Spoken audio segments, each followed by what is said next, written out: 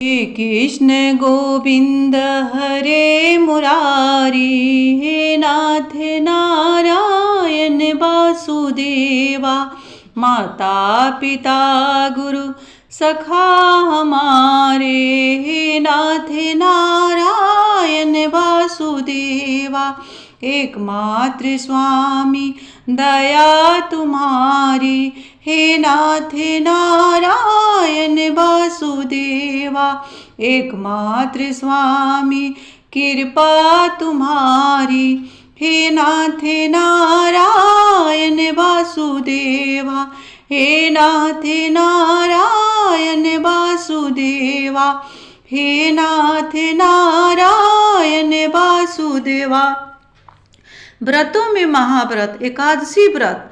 दोस्तों, इस सब व्रतों का मुकुटमणि है जो एकादशी व्रत है। हमारे सनातन धर्म में सबसे सर्वोपरि इस व्रत को हम लोग जरूर करें, और किस दिन करें और किस दिन ना करें इसका सही विधि विधान मैं आज लेकर के आई हूँ। इसको जान ले तभी इस व्रत को करें। दोस्तों, जो दशमी युक्त एकादशी होता है उसको ना करें, जो द्वादशी युक्त एकादशी होता है उसी को किया जाता है, क्योंकि दशमी युक्त एकादशी को करने से सभी पुण्य की क्षय हो जाती है और पाप की अधिकता हो जाती है। इसीलिए कभी भी दशमी युक्त एकादशी हो तो ना करें, द्वादशी युक्त ही एकादशी करना चाहिए। सनातन धर्म में उदया तिथि को ही लिया जाता है। जो 1 घड़ी 2 घड़ी के लिए भी उदया तिथि में एकादशी लगता है उसी को हम लोग करते हैं, अन्यथा नहीं करते हैं।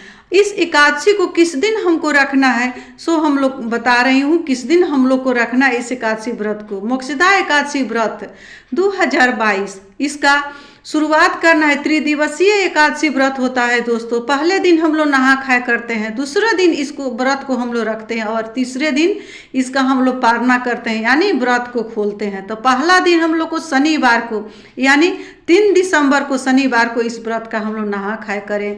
सवेरे जल्दी से उठे और अपने सिर को बालों को धो करके अच्छी से नहा धोवा ले, और नहा धोवा करके अपने जो किचन है उसमें निरामिष खाना बनाए, उसमें लहसुन प्याज का त्याग कर दें और शुद्ध स्वच्छ खाना बनाकर खाएं, और अपने वाणी को पवित्र रखें, स्वच्छ रखें, किसी का निंदा चुगली शिकायत से बचें। और दूसरे दिन सुबह में उठे और 4 दिसंबर को रविवार को सुबह जल्दी अपने बेड पर ही उठ करके बैठ जाएं और विष्णु भगवान से प्रार्थना करें कि हे विष्णु भगवान, आज मैं एकादशी का व्रत रखी हूँ, इस व्रत को आप निर्विघ्न संपन्न करना और सारे मेरे मनोरथों को पूर्ण करना और मेरे पितृ को मोक्ष दे देना। इस तरह से विष्णु भगवान से कहें और उतरे और नहा धोवा करके शुद्ध वस्त्र धारण करके, हो सके तो पीला वस्त्र ही पहने, क्योंकि पीले चीज़ विष्णु भगवान को बहुत प्रिय है। और पीला वस्त्र पहन करके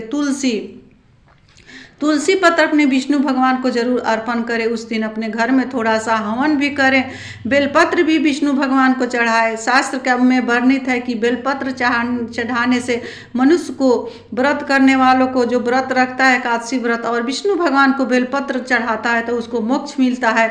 जो तुलसी पत्र विष्णु भगवान को चढ़ाता है एकादशी के दिन, उसके घर में लक्ष्मी की बढ़ोतरी होती है। इसी तरह से विष्णु भगवान के अनेक 16 तरह से पूजा करें उस दिन।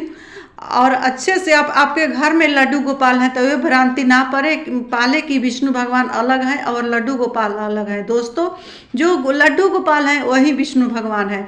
वही लड्डू गोपाल के विग्रह में ही श्री राधा रानी है और विष्णु भगवान के विग्रह में ही श्री लक्ष्मी जी है। इसीलिए आप लोग भ्रांति ना पाले, वही कृष्ण है, वही नारायण है और वही राम है। इस तरह से अपने व्रत को रखें और तीसरे दिन अपने व्रत को खोलें।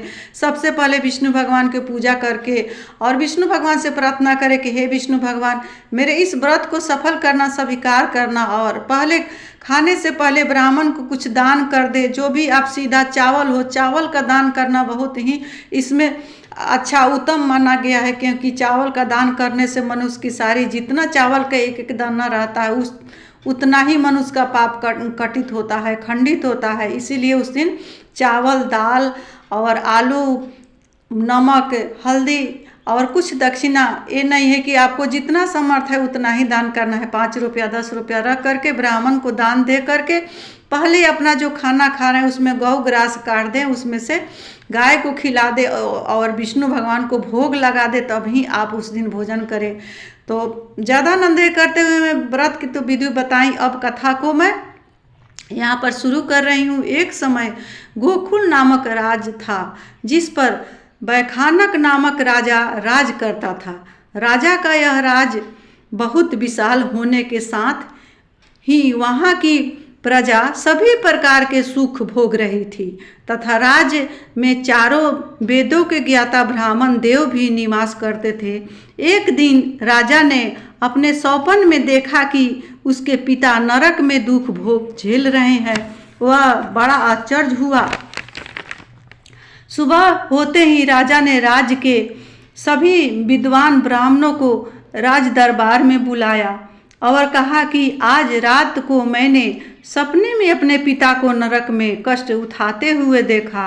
उन्होंने कहा, पुत्र, मैं नरक में कष्ट झेल रहा हूँ, तुम मुझे यहाँ से मुक्त करवा दो। और तभी से मैंने ज़्यादा बेचैन हूँ, बहुत बेचैन हूँ। मेरा प्राण बहुत चिंतित है कि मेरे पिता को कैसे मोक्ष मिलेगी। हे ब्राह्मण देवताओं, कृपा करके मुझे कोई ऐसा उपाय बतलाइए जिससे मेरे पिताजी नरक से मुक्त हो जाए और स्वर्ग को चले जाए।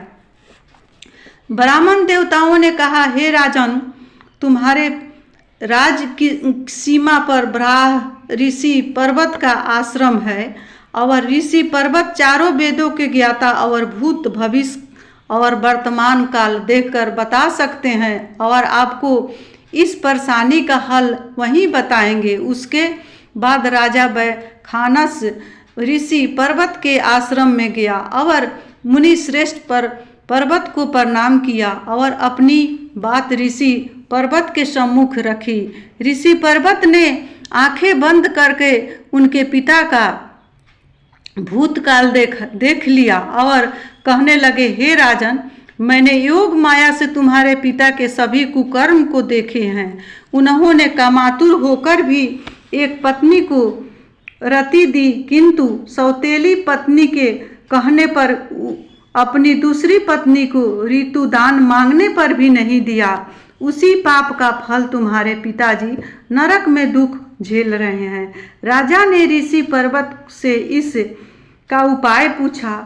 तब ऋषि वर ने कहा कि हे राजन, तुम अपने पिता को मुक्ति दिलाने के लिए प्रतिवर्ष मार्गशीर्ष को एकादशी का व्रत रखना होगा। यदि तुम मार्गशीर्ष माह की मोक्षदा एकादशी विधि विधान से रखोगे तो तुम्हारे पिताजी को नरक से मोक्ष मिल जाएगी। ऋषि पर्वत के ऐसा वचन को सुनकर राजा अपने राज्य को गया और अपने पूरे परिवार के साथ मोक्षदा एकादशी का व्रत किया तथा यथाशक्ति ब्राह्मणों को और गरीबों को दान दिया, जिसके प्रभाव से उसके पिता को मुक्ति मिल गई। उसके पिता स्वर्ग जाते समय राजा अर्थात अपने पुत्र से कहने लगे, हे पुत्र तेरा कल्याण हो, हे पुत्र तेरा कल्याण हो, हे पुत्र तेरा कल्याण हो। यह कहते हुए अपने पुत्र को आशीर्वाद देते हुए स्वर्ग को चले गए। प्यारे दोस्तों, इस संसार में जो कोई स्त्री पुरुष पुण्य विधिवत मार्गशीर्ष माह की एकादशी का व्रत रखेगा, उसके सभी पाप कष्ट दूर हो जाएंगे तथा पूर्वजों को भी मुक्ति मिल जाएगी। धार्मिक मान्यताओं के अनुसार इस मोक्षदा एकादशी व्रत रखने वाले दिन गीता पाठ का अनुष्ठान करना चाहिए। ये मैंने व्रत आप लोग के लिए सामने रखी हूँ सेवा में। ये मेरा कथा जो अच्छा लगेगा तो मेरे इस वीडियो को आप लोग लाइक करिएगा, शेयर करिएगा, सब्सक्राइब करिएगा और कमेंट बॉक्स में राधे राधे जरूर लिखिएगा। दोस्तों, मिलते हुए अगले वीडियो में, तब तक के लिए इतना ही। ओम श्री नमः भगवते वासुदेवाय।